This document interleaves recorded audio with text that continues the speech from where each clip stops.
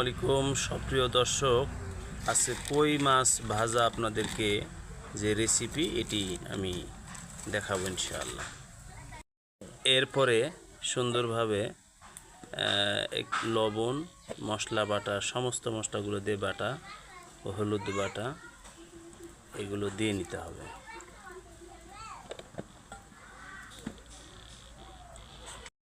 এরপরে সুন্দরভাবে মাছগুলোকে সকল মশলা দিয়েই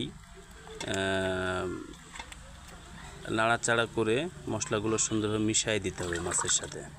পরে কড়াইয়ে সুন্দরভাবে তেল দিয়ে কড়াই সুন্দরভাবে গরম করে নিয়ে তেলগুলো গরম করে মাছগুলো সুন্দরভাবে তারপর ছেড়ে দিতে হবে।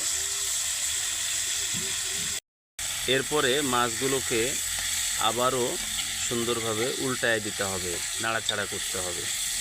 এই হলো কই ভাজা রেসিপি, কই মাছের ভাজার যে রেসিপি এটি আপনাদেরকে দেখানো হলো।